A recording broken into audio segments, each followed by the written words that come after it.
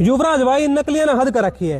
ये कम है कि संत रामपाल जी महाराज जी के शिष्य तुम मंदिरों में नहीं जाते, देवताओं को छोड़े बैठे हो। इनकी क्लैरिटी कर दे वहां। आज देवी देवता डांगर है को पशु है जो मंदिर में बांध के पंडित धर लेंगे उन्हें? बिल्कुल भी नहीं। अरे देवी देवता तो हमारे शरीर में बस रहे हैं, परमादरणीय है। संत रामपाल जी महाराज देवी देवता के विरोधी नहीं, उनके सहयोगी है। जो नू क्या है कि मंदिर में जाने तो मना करे, तो संत रामपाल जी महाराज मंदिर में जाने तो मना ना करते। ये हमारे शास्त्र मना करते हैं मंदिरों में जाने से। देखो ये है गरुड़ पुराण। गरुड़ पुराण गीता प्रेस गोरखपुर से इसमें लिखा हुआ है 575 नंबर पेज पे कि देवता कभी काष्ठ और पत्थर की शिला में नहीं रहते, वे तो प्राणी के भाव में विराजमान है।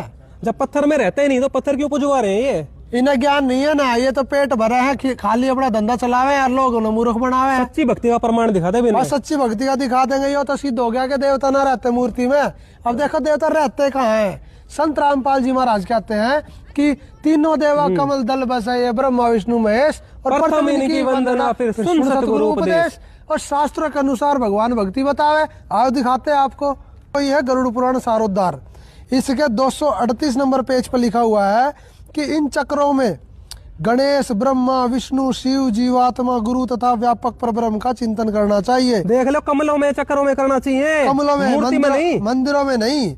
अर्थात मूलाधार चक्कर में गणेश का, स्वादिष्ठान चक्कर में ब्रह्मा जी का, मणिपुर चक्कर में विष्णु जी का, अनाहत चक्कर में शिव का, विशुद्ध चक्कर में जीवात्मा का, और आज्ञा चक्कर में श्री गुरु का, और सहस्त्रार चक्कर में सर्वव्यापी परब्रह्म का चिंतन करना चाहिए। यह सबसे पुरानी भक्ति है। सुख यानी कि सुखदेव आदि मुनि भी अपने शिष्यों को इनका उपदेश करते थे। यानी कि ये जो आज के ये नकली ब्राह्मण गुरु हैं, इनको तो पुरानी भक्ति का भी नहीं पता। अतः महापुरुषों की प्रवृत्ति को ध्यान में रखकर विद्वानों को सदा इन चक्रों में देवताओं का ध्यान करना चाहिए। चक्रों में जो शरीर में बने हैं, ताकि मंदिरों में जाके सभी चक्रों में अनन्य भाव से इन देवताओं की मानस पूजा करके गुरु के उपदेश के अनुसार अजपा गायत्री का जाप करना चाहिए। जो पूर्ण संत होगा ना, वो इन चक्रों में बैठे देवी देवताओं की साधना करवाएगा। फिर उसके बाद वो पूर्ण मोक्ष का रास्ता बताएगा और वो मंत्र देगा जिसको अजपा जाप भी कहते हैं, जो संत रामपाल जी महाराज अपने प्रत्येक भगत को देते हैं। सारे देखो प्रमाण मेरे फोन में सब डाउनलोड करके चेक करियो। संत रामपाल जी महाराज ऐप में ये देखो, इसमें काउंटर दे रखा है। ये देखो सारे देवता जितने बताए थे, सारे देवताओं के ये मंत्र हम रोज जाप करते हैं। हम देवता छोड़ते नहीं है। हमारे गुरुजी देवताओं की सही साधना बताते हैं, और इन साधना को करके फिर हम अपने गुरुजी के उस मोक्ष मंत्र का जाप करते हैं, जो हमारे गुरुजी शास्त्रों से बताते हैं।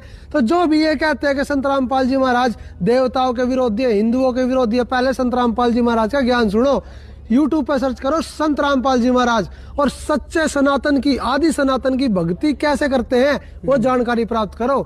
सत साहिब।